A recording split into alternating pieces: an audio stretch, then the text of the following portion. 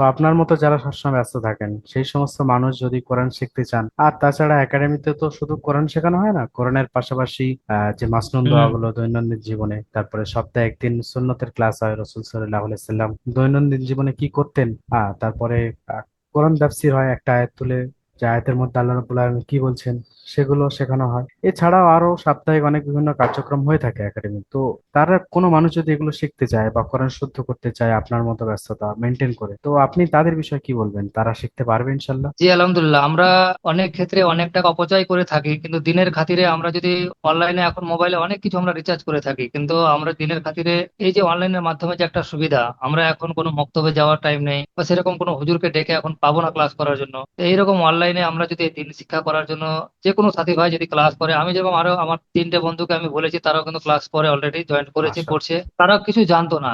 এমনকি আমাদের সঙ্গে একটা শিলিগুড়ি পুলিশ অফিসার, সে ভালো একটা র্যাঙ্কে আছে, সে অফিসার কোনো কিছুই জানতো না, সে এখন কোরআন আমাদের মতো এত সুন্দর করে পড়ছে যে আলহামদুলিল্লাহ খুব ভালো লাগলো। সে কিছুই জানতো না, আলিফ বাটাও সে নিজেও জানতো না, এমন সেই আমাদের এখানে এসে দারুল আমাল একাডেমিতে সম্পূর্ণ ভালোভাবে কোরআনটাকে তেলাওয়াত করতে পারছে।